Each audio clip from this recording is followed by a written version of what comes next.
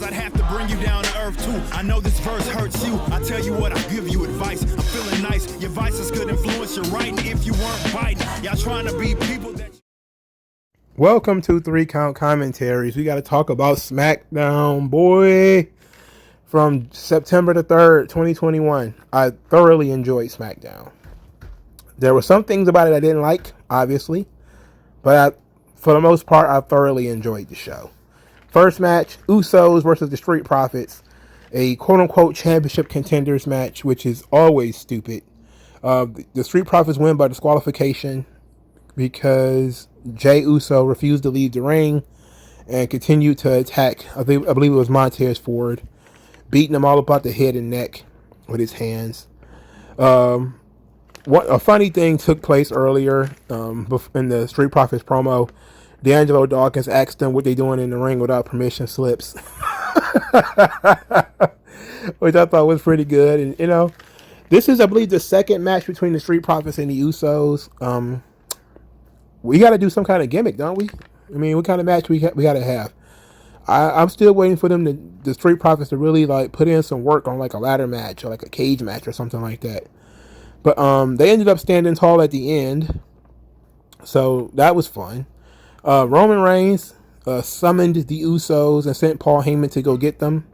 Paul Heyman, as he was walking down the hall, was talking into his phone very subtly, like he had his phone to his lips and he was talking. And then he quickly hung up as Kayla Braxton, who was wearing way too much makeup this week. Jesus Christ, she looked like Ace Austin. In any event, she was asking him questions, and his phone started to ring, and it was Brock Lesnar's theme song. I love how Brock Lesnar's theme song is the is the ringtone for when Brock Lesnar calls. So it's like you ring his doorbell, do it start to play, or do his ring theme song play when he rings your doorbell? You know, like what the fuck is going on here? Anyway, Heyman was talking on the phone, whispering. Then we got Big E dressed as a janitor, wielding the Money in the Bank and laughing. It was all silly, but I do enjoy the Heyman Lesnar stuff.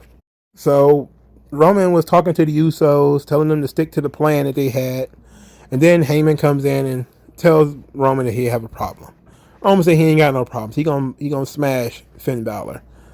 Heyman's like, well, Brock Lesnar called me for the first time in a year. Roman was like, that sounds like a you problem, dog. That sounds like something you got going on. And then he says, well, Brock told me he's going to be in Madison Square Garden. And he was like, well, you know, how do you know? He said, well, Brock called me on the phone for the first time in a year. And then he says, Brock Lesnar's watching this show right now. He was like, maybe Fox is big in Saskatchewan. That was such a horse shit response.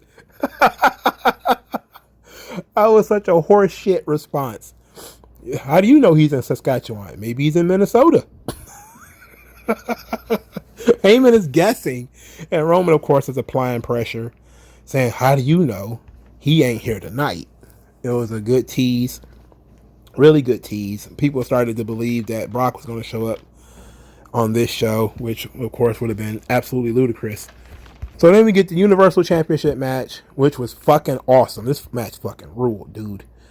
Finn Balor, who got attacked before the match by the Usos, got bashed in the rib cage with the steel steps again and again, pummeled by the Usos.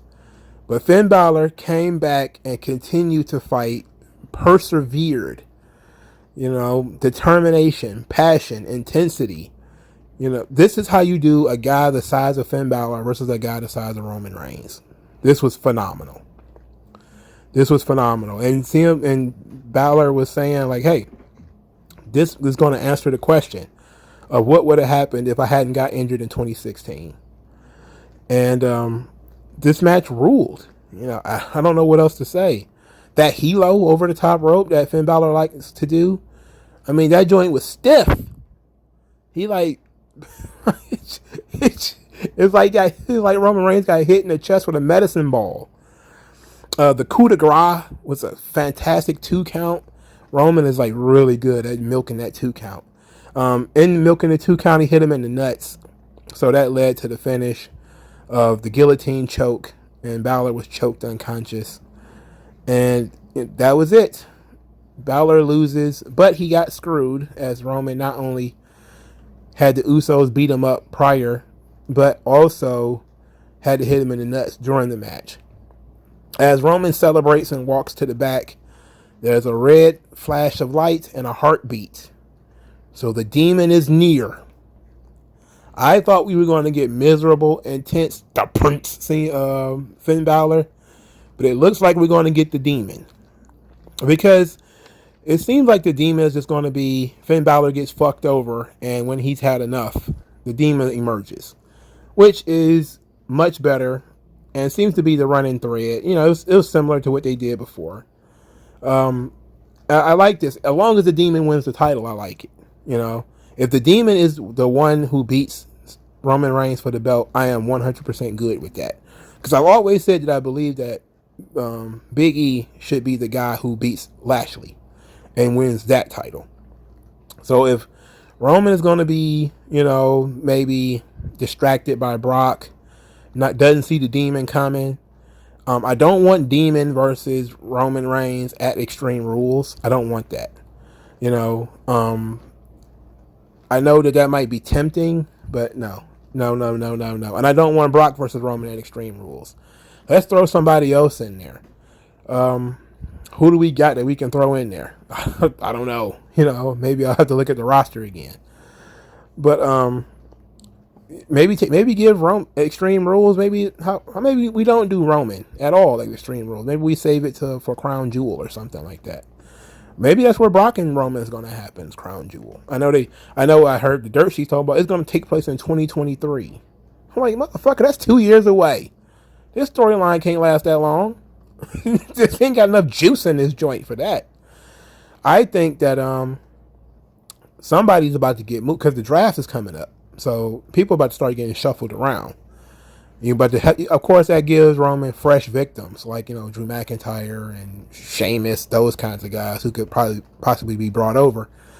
But I'll be happy if the Demon won the title, but I don't see how we get there. You know, I think that he's probably going to end up having to fight the Usos first, and that's how you can stretch that out. Is you can just, you know, have Finn Balor blame the Usos for what happened to him. And he spends a couple of months crushing the Usos to make sure that they're not going to be in the way. But of course, the Usos are the tag team champions, so maybe we wait a while after that. They did a good job of the first time when Balor got jumped by the Usos and Roman. He was off TV for like a week or 2 weeks. Maybe we do that again. You keep him off TV for a little while. Maybe he cut his Smoky Room promos, and there's a mixture of the Prince and the Demon and that kind of thing. But I don't want to waste this. Like, there's a lot of equity with Roman that can make somebody. Balor is the right guy, you know, because he's been on the cusp for far too long. You know, he is the right guy to make.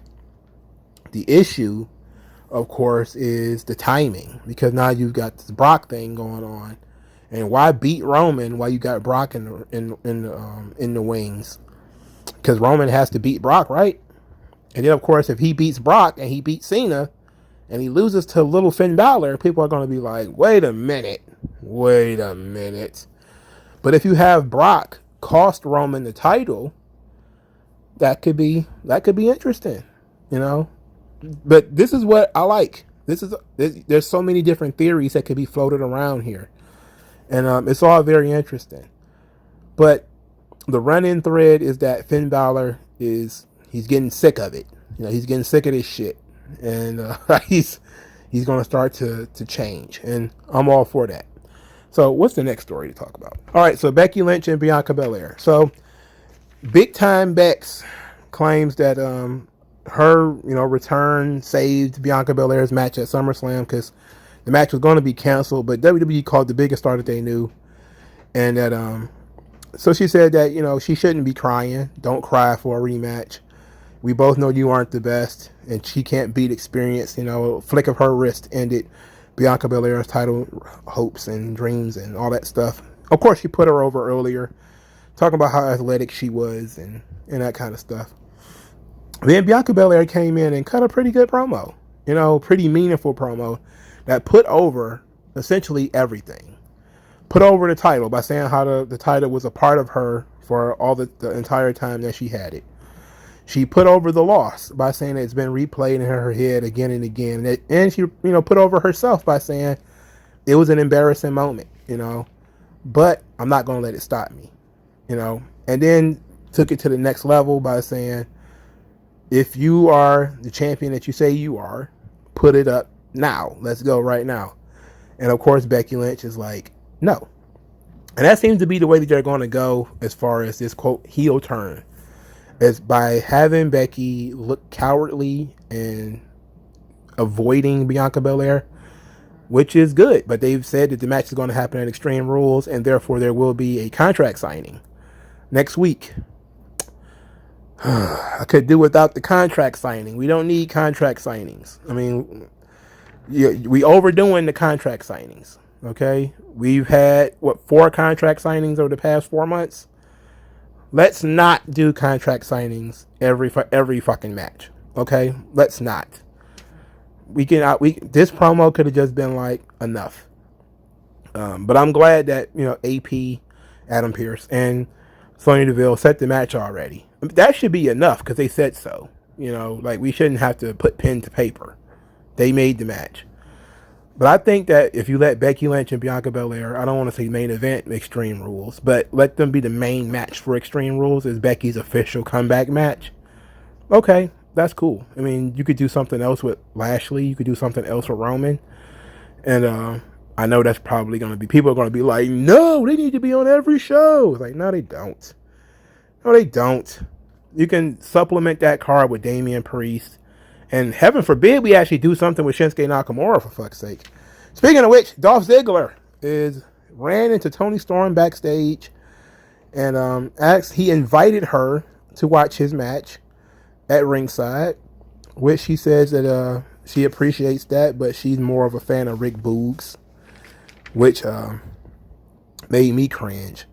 I don't know if I said this on this channel or not, but I did pitch. I think I just pitched it kind of like offhanded, that Toni Storm would probably be better off hanging out with Ziggler and Rude, because I feel like they all have the same sort of aesthetic, the same sort of, not the same gimmick, but she adds something to them and they could add something to her, and I think that would be a sweet little unit right there. But they seem to be going with like Dolph Ziggler being ladies man Dolph, which is classic WWE. Is like, you got yourself a blonde, throw her in there with Dolph. Let's have Dolph and the ladies. It always works too, which is the sad part. It always works. And if you think that Rusev, Lana, and Ziggler didn't work, you're out of your mind. When Rusev called Lana a cold fish, that's when he got over with me, baby. I was totally over with me. I was like, yes. I was 100% in on that. Unfortunately, Dolph Ziggler is not cool. He got beat by Rick Boogs in record time. I don't know what's up, man. I don't think Dolph cares. Nobody cares. Rick Boogs looked great, but I don't like his look though. Like, the mustache is very weird. It's like very Magnum PA, but it's also Magnum PA? Magnum TI? PI. Shit. Magnum TI? PI. Magnum TI. No, Magnum PA. No, it's Magnum PI. Private Investigator. Magnum PI. And he has like his hair in a ponytail up, which is very girly. Like, like he wasn't wearing a scrunchie at that point, Like, I don't like that.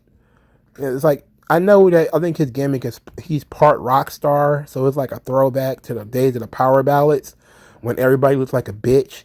So it's like, at that point, he should probably like have like big band hair, and let it rock like that. I don't see why not.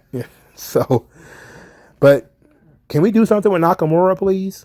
Like, him playing air guitar with the Intercontinental title, he's been doing that for like a month now. Enough. All right, the guy needs to have a feud or something. He needs to do something. This has always been the problem with Nakamura. and Asuka with the Japanese wrestlers. WWE values them, but they don't know how to get the most out of them because they don't care about the athletics part, and that's the part that was really regimented into them as Japanese wrestlers was the athletics. So it's kind of like, well, they can't cut promos because like Japanese is one of the hardest languages in order to transfer from Japanese to English. It's very hard because there's the LR thing and a bunch of other stuff going on. So when you're like, man, why give him the title if you're not going to do anything? You just make them closet champions. It's like, it makes no sense. He hasn't done shit since he won the title. He ain't done nothing. Can we do so? Like, everybody else is getting at least a modicum of TV time. Hell, Otis is better booked than Nakamura. At least Nakamura's not losing. I can say that. At least he ain't losing. But for fuck's sake, can he do something? Can he defeat the title against somebody? I don't give a fuck who it is. Can he enter a feud with somebody? Anybody? Chad Gable? I don't give a shit. This guy just having the belt and hanging around with Rick Boots, who plays the guitar, that shit is done to me. I'm tired of it. Enough. He got the belt kidnapped. No more of this shit. Moving on. Cesaro, Seth Rollins had a hell of a match. Promo, Rollins said he's been studying Edge and been replaying the match again and again in his mind.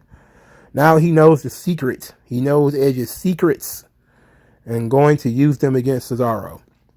The best Rollins was able to come up with was using Edge's moves.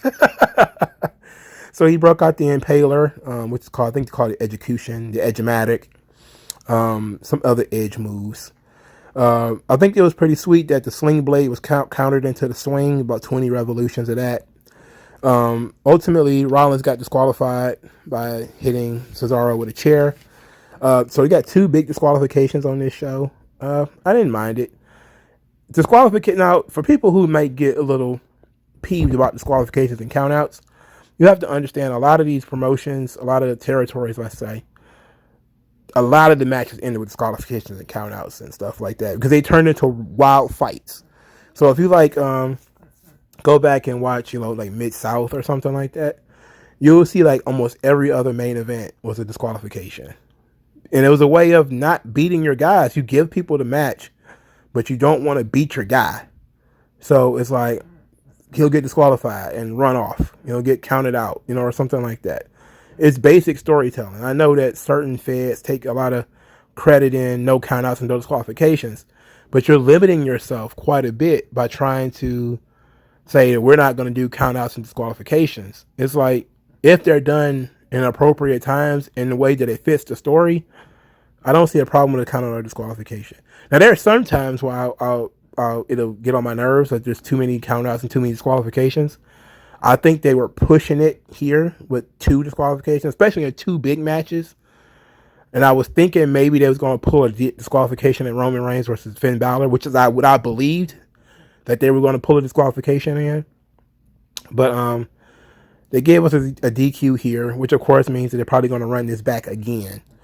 But after the match, Rollins broke the chair and put the bar in Cesaro's mouth. The bar. And put him in a crossface. Then he was going to do the concerto, but Edge ran out there for the save. Crowd erupted for Edge again. Edge is definitely probably the most over wrestler on the roster next to Roman. Then Edge later said that, Rollins is playing a dangerous game. He's going too far. They said that he's going to give Rollins what he wants, which is a rematch. He's going to give him a rematch in Madison Square Garden. So when I first heard about the MSG thing, I was like, okay, so you're giving us Balor versus Roman the week before Madison Square Garden. You're saying Brock is going to be there in Madison Square Garden. The only thing you're doing with the women's title is doing the contract signing. There's no signed Intercontinental Championship match because there's no contenders. There's, of course, no tag team title match, even though there are contenders. I don't know what else could you possibly do in Madison Square Garden. So I was like, if Roman's not wrestling, Becky Lynch and Bianca Belair is not going to be the match, what is going to be the big main event for Madison Square Garden? and it ends up being Edge versus Seth Rollins. And I was like, okay, that's good. You're gonna have Edge one of his few SmackDown TV matches versus Seth Rollins. All right, I think that's fine. I probably would have, I would have loved if it was Balor and Reigns, if that's when they did the match with an MSG. But as far as second spots go, Edge and Rollins is really good. Okay, that's fine. So then we get Happy Corbin and Kevin Owens. This was y'all gonna have to excuse me as I fucks with the Logan Paul thing. I think he's just so easily unlikable that it makes it fun, because he doesn't have to do anything except exist, and people just don't like him. That makes this shit fun. He just basically stands still. He doesn't really get touched. He doesn't really have to do it. He doesn't have to touch anybody else. Like, that's real heat. That's what I've been trying to tell people too much about. Hey, when you hit your heels and everything, you hit them too much, you're doing too much to them, you're blowing their heat off. Like, all he had to do was show up. Like, just being there made him one of the most hated people in the building. And all he did was show up. So, Corbin, of course, thanked Kevin Owens for embarrassing him, giving it and say, "Oh, you want to give me $100, or I'll give you $100 back." I left it in my wallet in my new Lamborghini or some shit that he was driving, Rolls Royce or something. Then he called out Logan Paul. Kevin Owens being the guy who doesn't like guest celebrities, and continuously ended up being the guy who doesn't like guest celebrities, is pretty fun. He ended up calling, what he called Logan Paul, the most useless, worthless piece of garbage or something like that to ever step foot in the WWE ring. Then they got into a shoving match. Well, no, my favorite line, though, was Logan Paul saying, "You sure you want to talk like that to somebody who's going to give you $100? And everybody was like, boo! Oh, they killed. I want your stupid money. It's $100. American. So that made it hilarious. Of course, Logan Paul talked about his brother beating Tyrone Woodley. He was like, come on. Who cares? I'm encouraged to fix fights. In any event, nobody watches fake sports. And in any event, they end up beating up Kevin Owens. He gets sucker punched and choke slammed. So they're keeping the Logan Paul thing. They're saving it for a big moment where he's going to, I think he's already got a stunner at WrestleMania. But they're going to say they're trying to build up some heat so that the next one will be even bigger. And they also seem to be pairing Corbin and Kevin Owens. Okay, Corbin is fun. Like, he's not as fun as when Happy Corbin is great because it's such a huge turnaround from bum ass Baron Corbin. But it's not going to last long. I'm trying to enjoy it while I can, but it's not nearly as fun as, spaghetti spots on shirts Corbin. Like, that shit was awesome. Like, that shit was tremendous. But Happy Corbin is pretty good too, because he's absurdly happy. And him having Logan Paul as the best friend is great too. Logan Paul. The crazy thing is Logan Paul was involved with Sami Zayn, and now they don't even cross paths anymore.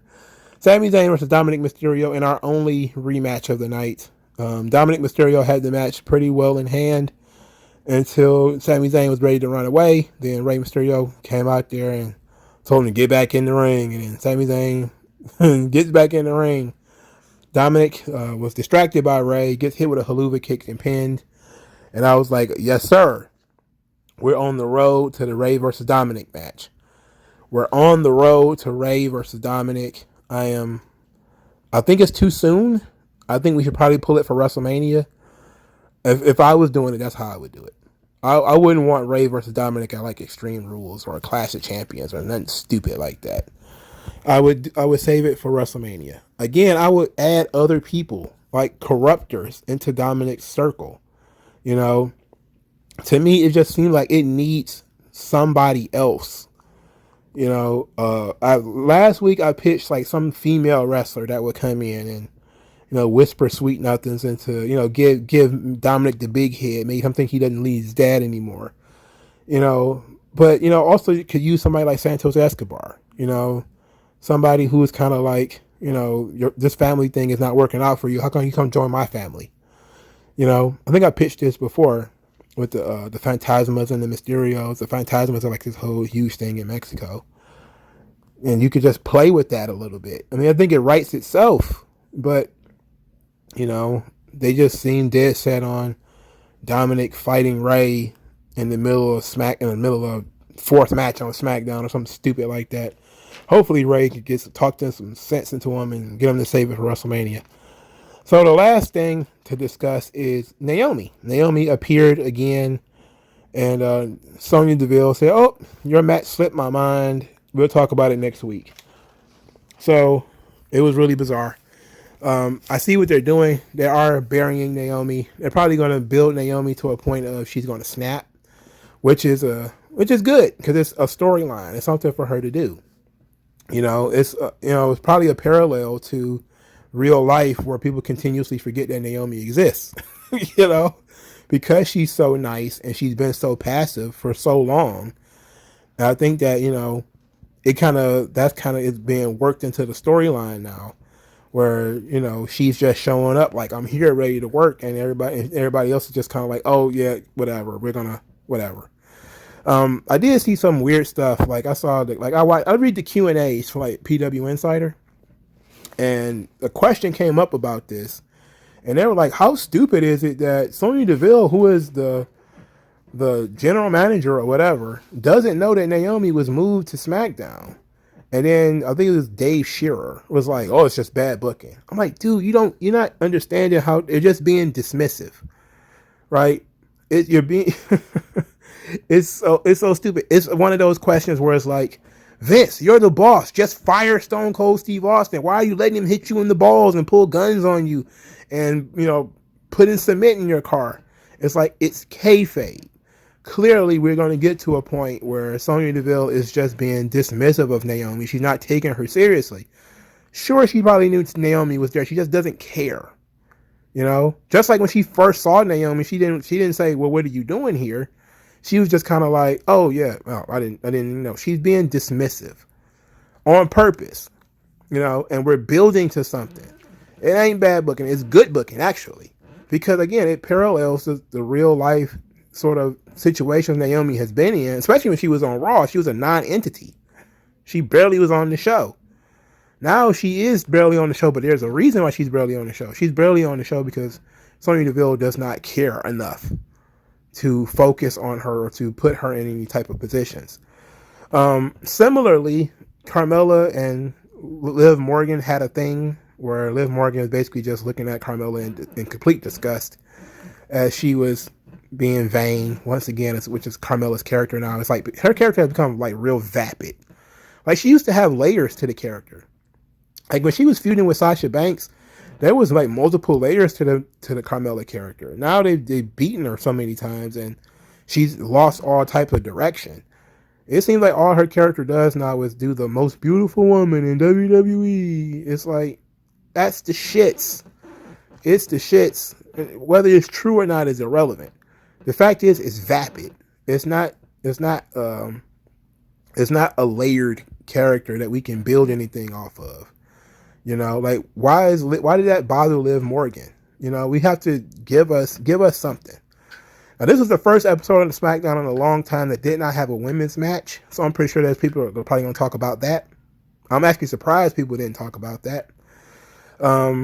They have 3 women's storylines. I'm guessing 4 if you count the Toni Storm thing, but we don't know where that's going.